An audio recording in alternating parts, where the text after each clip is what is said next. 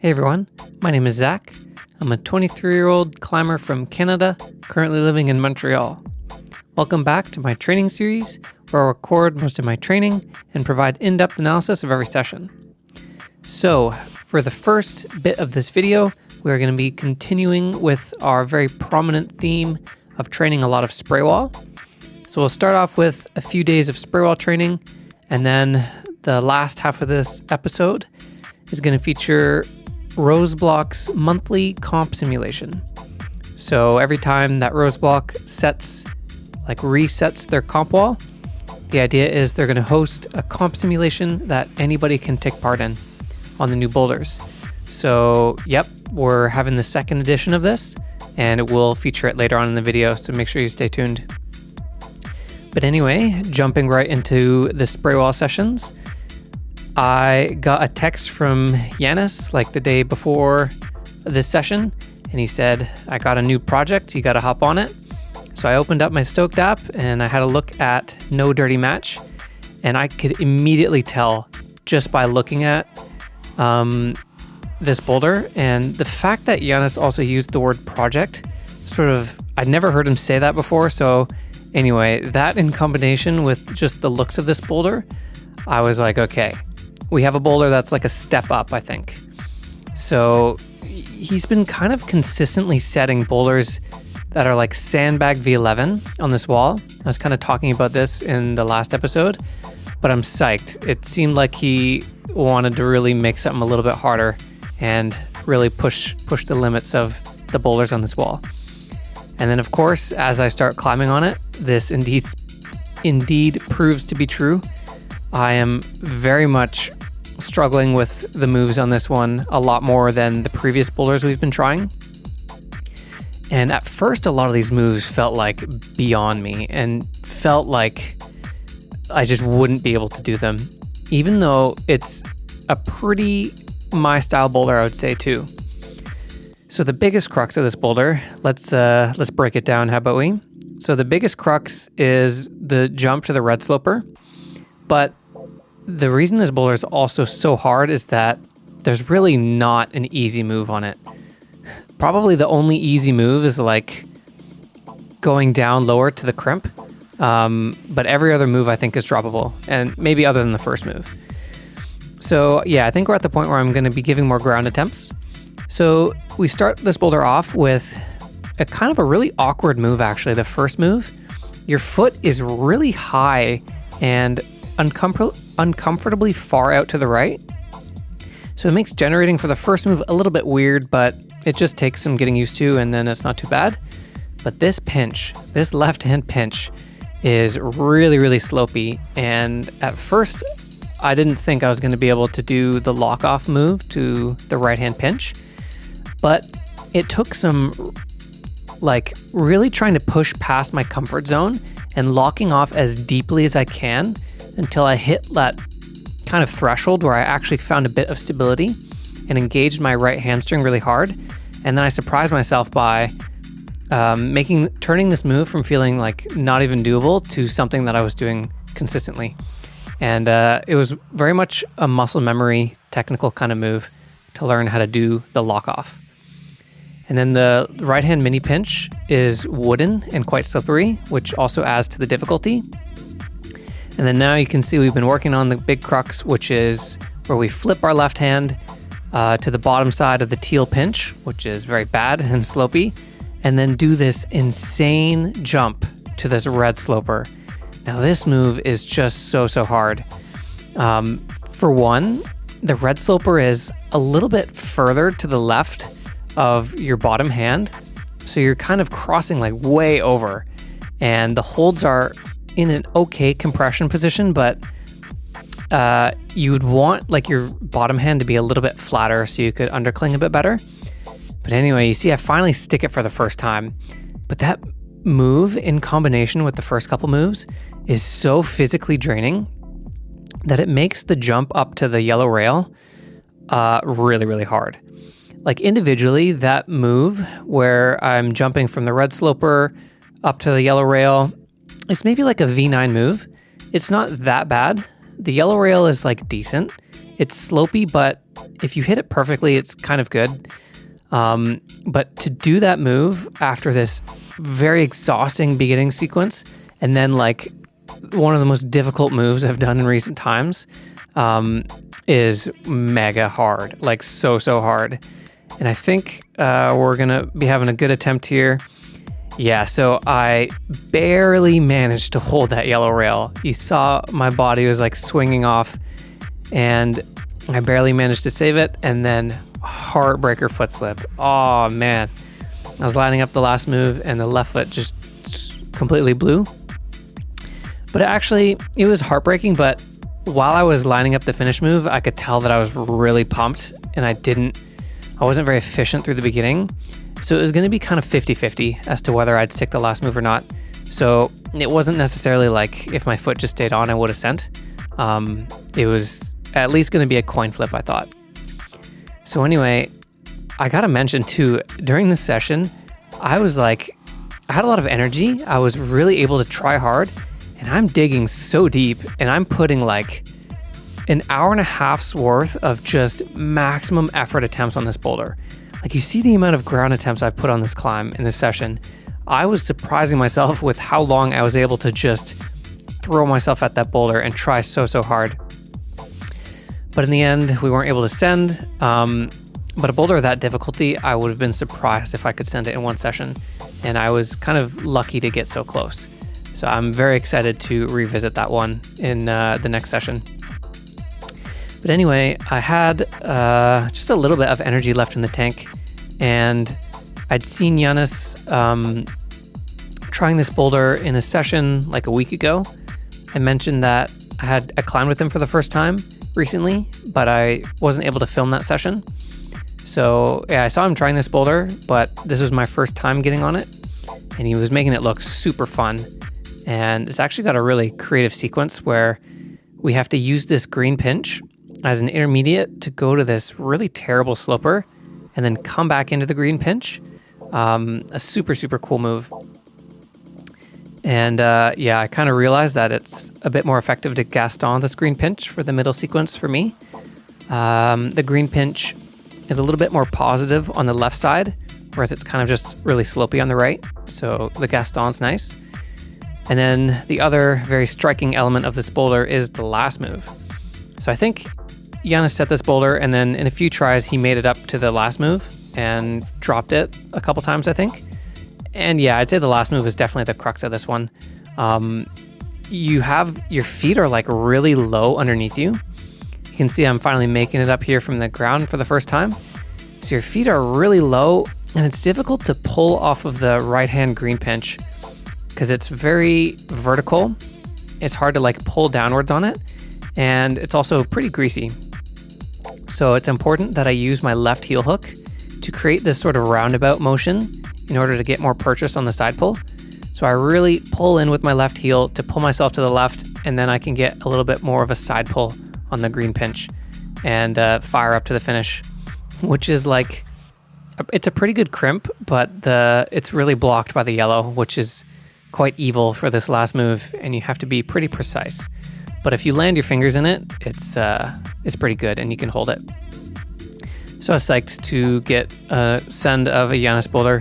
Like, man, I keep saying how awesome his boulders are, and they're so well set and well thought out that anytime I do one, I just feel really good. Like, the boulders are really sick, and all maybe like 4 of the Giannis sends we've got so far have been really satisfying. And I'm lucky to have him set like a lot of epic boulders. So here we are back the next day, and I was hungry for revenge on this one. And I was like psyched out of my mind to work this one. I was really inspired by this boulder in particular, especially because it's so my style.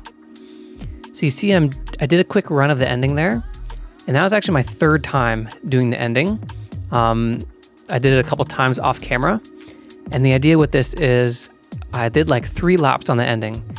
1, to really drill the muscle memory into my brain, so that once I get up there from the start, I don't even have to think about anything. I just did it 3 times, and it's going to be way easier for my body to do it again for me.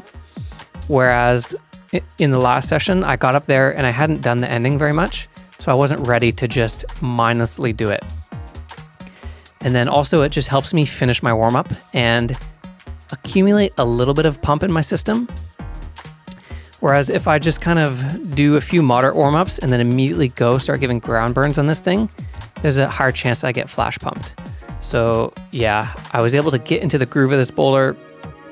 It took me a little while to like really get in the groove and the physical state to give ground burns, because it's just so hard for me that it takes like maybe 10 tries before I'm actually able to really give ground burns. But anyway, you see I had a close attempt there where my feet cut and I almost saved it. And this next attempt, I'm gonna peace out for a second and let the raw audio from this footage play, because there's some pretty hype moments from the setting crew and the owner, Simon.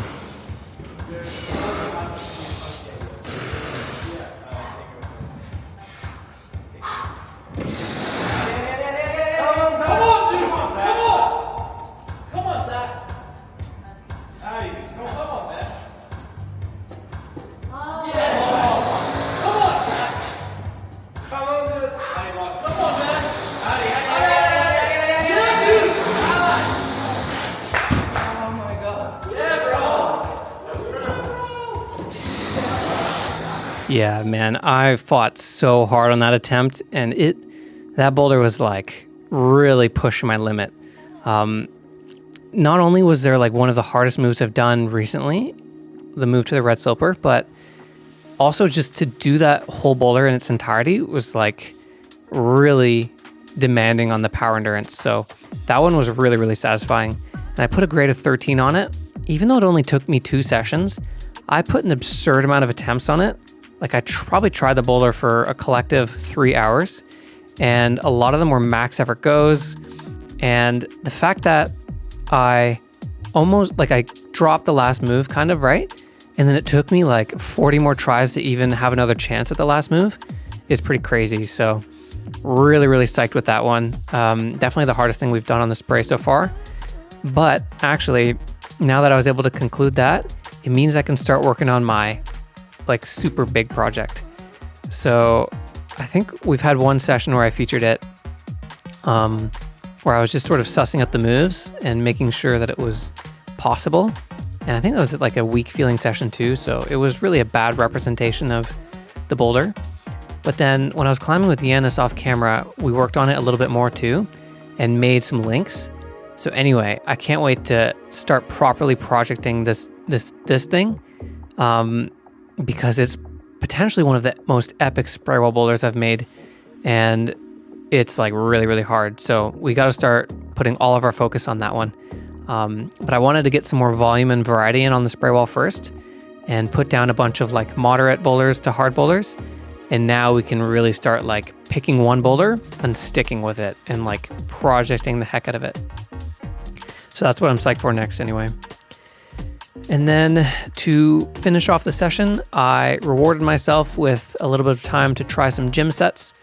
I spent about like an hour and a bit on the spray wall trying that boulder, so I could go for a little bit longer and do some gym sets. And then, yeah, I'm going to rest the next day, and then we're going to jump into the comp simulation at Rose Bloc 2, which I'm really excited for. So here I am back after a rest day. And in a second, we're going to be jumping into the comp simulation at Rose Bloc. And for those who missed the last simulation that we covered in the training videos from the first Rose Bloc simulation, the way it works is that we're trying to set the comp wall about once a month. So we have like an 8-panel, super awesome, dedicated comp wall here at Rose Bloc 2. And yeah, the idea is we set it once a month, and with every new reset, we want to do a simulation where on the Saturday after it's set, basically the whole day is dedicated to running this friendly competition where anybody can show up, and then you go to the desk and you sign your name on the time slot, and you can pick whatever circuit that you want to do. And you can even do multiple. And what I mean by that is on the comp wall, we have 5 different circuits. We have R1, R2, R3, R4, and R5, with R5 being the hardest, and there are 3 boulders per circuit. So let's say that the R1 circuit starts at 9 a.m., I think is when it started, and then after everybody's done R1, R2 starts around 10 a.m., etc. So basically you just show up and you can sign your name in whatever circuit you want, and you could potentially do 5 rounds of like 5 comp rounds with 3 boulders in each round in one day if you wanted to. So it's super, super cool, and you can be like super competitive about it or just have some fun. There's a mixture of both kinds of people. And so, yeah, it's like awesome to hang out at the gym all day and watch a bunch of comps go on and climb some boulders. And so in the first comp simulation, it was right before we left for Pan Am's. So I was sort of tapering and I had to be light with my sessions. So I only did the R5 circuit, and just because I wanted to keep that session short on that day.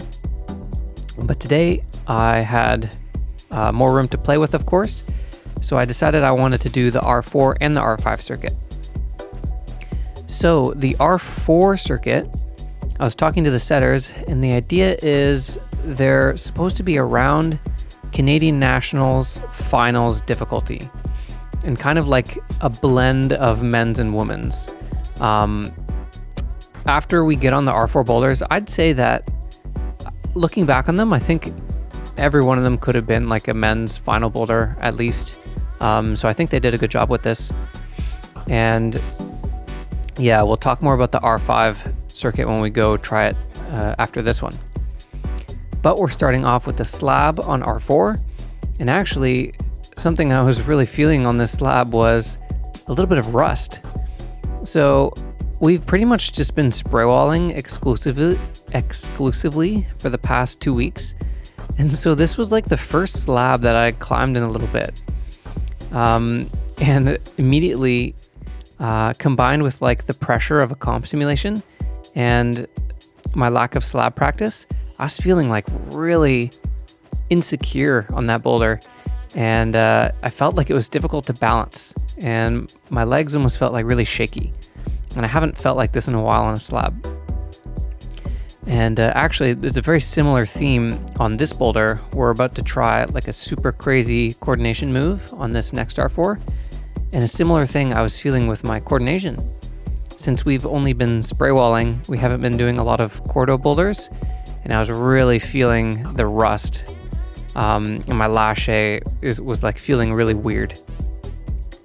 And anyway, this kind of just emphasizes why when we're about to do an important competition, it's very important that you get on these styles of boulders, and you get on a lot of them, and you get on a wide variety of different kinds of coordination, different kinds of slab, so that you feel really, really at home and not uncomfortable on these kinds of movements. And so if this was an important competition, it would have been really unfortunate, and we wouldn't have been spray walling for the past 2 weeks. But yeah, I'm more so just doing these couple comp simulations for fun. And I mean, yeah, it's always kind of good to keep the comp tactics, fresh and practiced every now and then, even if we're not trying to peak for a target competition. I think I already talked about this. Like the next comp we're going to be doing won't be until the first World Cup in April.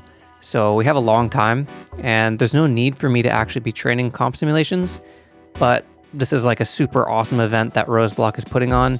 And like I said, it's also just kind of fun to do a comp round, especially when there's lots of other people and everyone's just hanging out and having a good time. So yeah, it was fun. I'm like doing this and I'm not really feeling much pressure, especially because when we usually do comp simulations, it's usually like right before a target competition.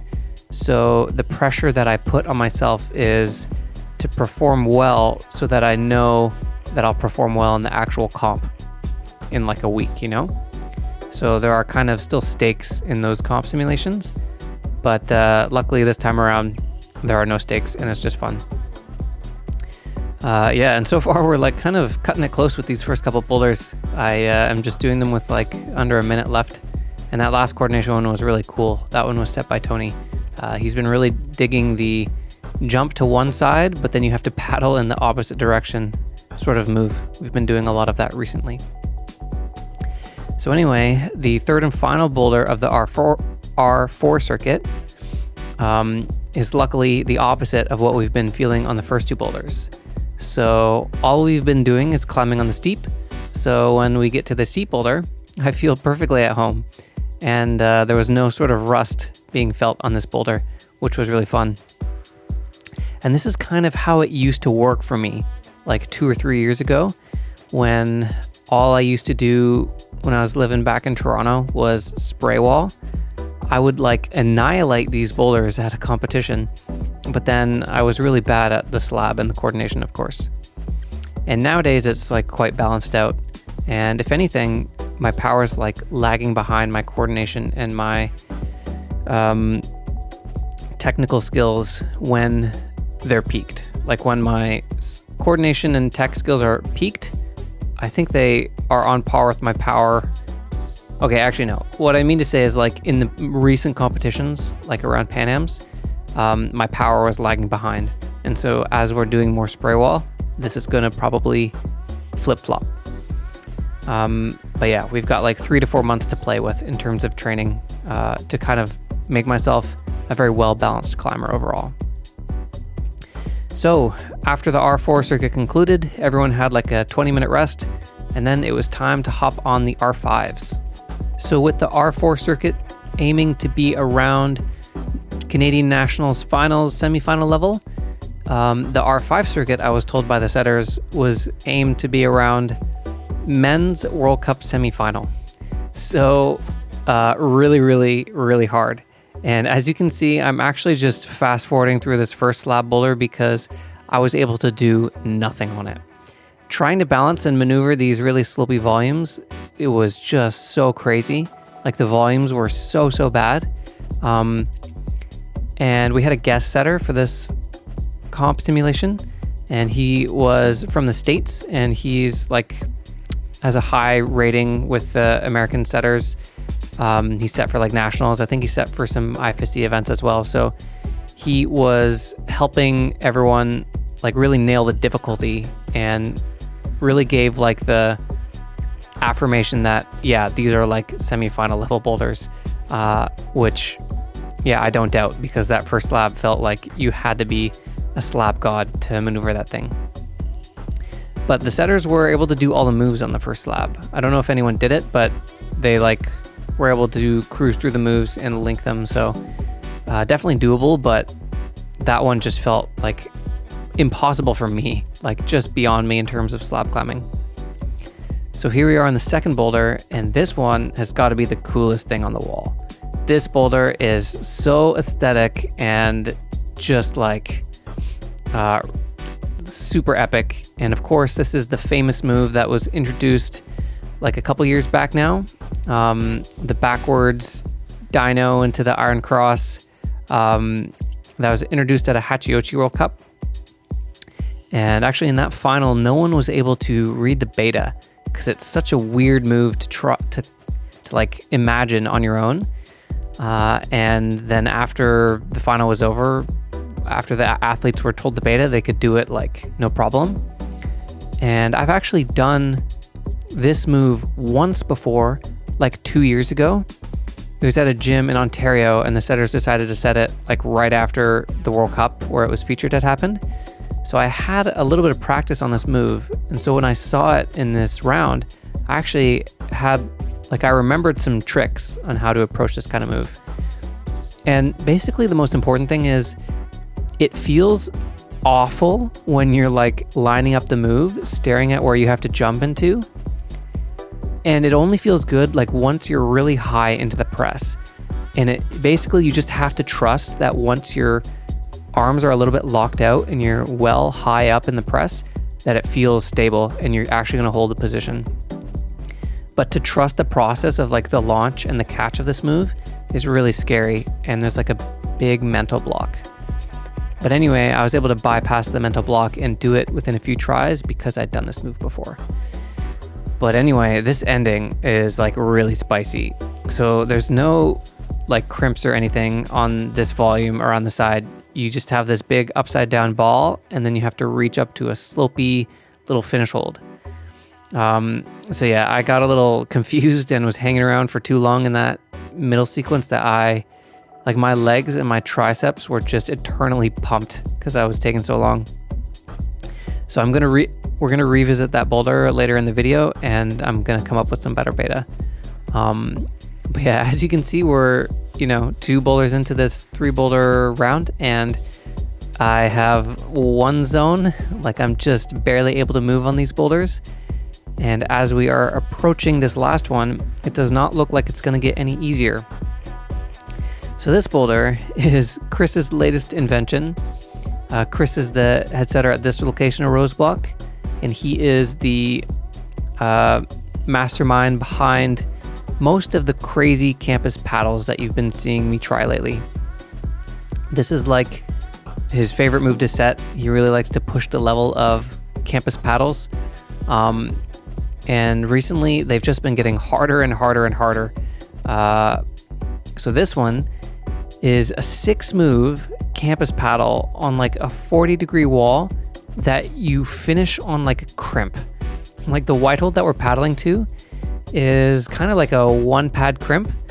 And the idea is, we paddle, and then want to match the last blue hold and then hit the crimp with our right hand and almost do like a shoulder move. Like I don't think we're trying to just hold a 1-arm swing off the crimp. That'd be a bit too hard.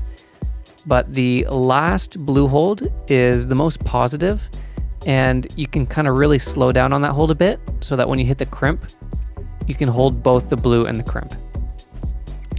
Now actually at this point in the day, like this boulder is like really, really hard, of course, but at this point, it's been a long day. I've been here since the morning, and it's like 6 p.m. now.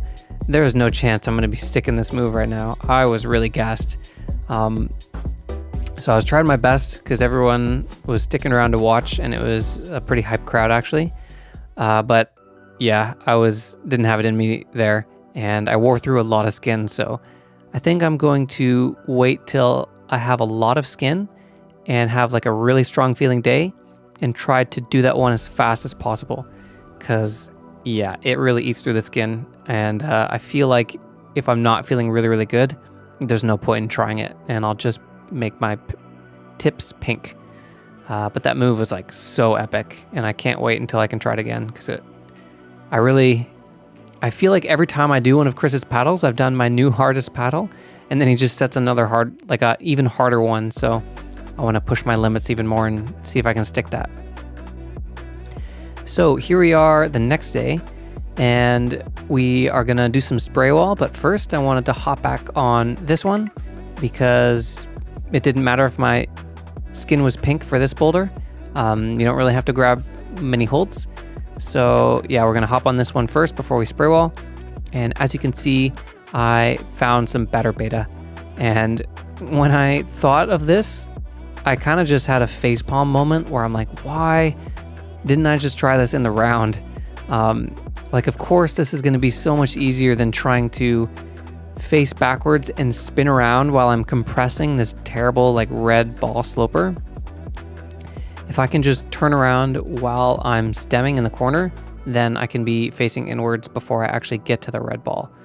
So yeah, would have been cool if I found that beta in the round, and I think I actually would have had a good chance at sending such a hard boulder. All right, oh boy, it is finally time to get to this boulder again. So I made this boulder up quite a while ago now. It's been featured in one video where we were kind of forerunning it and trying to get a gauge on the boulder. I don't think I stuck every move in that first session. Definitely not this move here, which is like the move. This like mega float between these slopers and this terrible white slopey pinch. So anyway, now that we've like done a bunch of moderates on this wall and gotten a good amount of volume and variety in, like I was saying, I really just want to dedicate a lot of time to this boulder and try and send it. I think this is like the test piece on this wall, and is the boulder that I'm like really, really inspired by and psyched on. And we're going to start really putting a lot of work into this. So I've had one session on this boulder actually where I wasn't filming during the session. I was climbing with Yanis and Toma and Tristan and all those guys. And I was feeling like that was probably the strongest I was feeling on this boulder out of any of the times I've tried it. And it was where I had one attempt where I actually was able to stick the white pinch, which I didn't think was possible for quite a bit. But I stuck the white pinch and I held it for like a second or two, but couldn't move out of it. So anyway, after that session, I really had the motivation ignited because that's when I realized that the boulder was possible and I could actually send it. Because when we first were making this boulder, the move to the white pinch was super theory. And I was also able to do this ending sequence that we're working on now, like much, much cleaner than I'm doing it right now on this other session that I didn't film. This ending sequence, like from the crazy foot cut we have to take off the crimp, is really, really physically difficult. The cool part about it as well is that it's not very low percentage. There's no sort of body tension you have to keep. It's just a very physical foot cut and then a jump out to a pinch that's just hard. And I think that's really what's gonna make this boulder like crazy. Like after I get through this beginning, which I'm just trying to do the first couple moves to feature like the whole boulder for those who haven't seen it yet. The first move is hard, and then we do not too bad of a campus into the left-hand sloper, and then of course we have like the mega crux. And then after doing that first half of the boulder, to have the energy to do such a physical end, I think is going to be next level. And the idea with that project is I wanted to make something that if I were to send it, it would be like the hardest boulder I've sent. So anyway, we're going to be spending a lot more time on that boulder, but I could tell that I wasn't feeling quite strong enough today to really be making any progress. I kind of have to only try that boulder exclusively on strong sessions now, I think. And then probably a couple episodes now, I featured a boulder that I made for Maddie. I wanted to make Maddie a project because she's also in projecting season, and she finally sent it. It was actually like the day before this, before I'm recording this. So she sent her first project after working on it for like 5 sessions, which is really, really awesome. She was very satisfied with that. And so I wanted to make her another one today, and I did, and here I am forerunning it. So the thing when I'm making Maddie boulders on the spray wall is I basically try to make something that's super, super my style, which is inherently super anti-Maddie style. So I can make a boulder that's really in my comfort zone, and because it's in such my style, and Maddie's gonna have to work on it for a little bit because it's like big moves, burly moves out of her like small box, like in my like big box. So yeah, it's cool to see her work on my style of boulders. So anyway, that one is the second boulder for her to work on, and we'll see how long it takes her to do. And then I couldn't really work on my project much more today. Like I was saying, I could just tell there was no progress to be made. So I decided to just start crafting something new. Typically when I'm having a spray wall session and I can't really make moves on the boulders that I'm projecting, it's just fun to start forerunning and trying a new boulder from scratch. And that way the session isn't really wasted, just kind of flailing on a boulder that's too hard for me. So anyway, I had actually probably like 5 or 6 attempts off camera while I was just testing out the moves on this one, forerunning it to make sure that it worked. And then it actually kind of turned out to be like a mix of easier and harder than I thought it would be. The first part of the boulder was easier than I thought it would be. So it wasn't too long until I actually just started putting send burns on this one. But actually this super epic toe hook sequence at the end proved to be a lot harder than I thought it would be. I thought this yellow toe hook would be just like a jug and you could really just camp out on it and do this last sequence like really easily.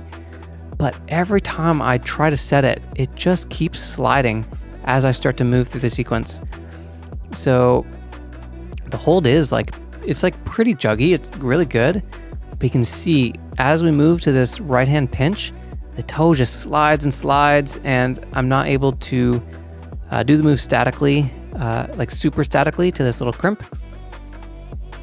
And I think I'm like gradually like getting more and more tired at this point in the session as well. So my attempts start to diminish a little bit, but yeah, I think that was adding to the difficulty of trying to keep the tension. You can see on some of my attempts, I'm just really flying out of there.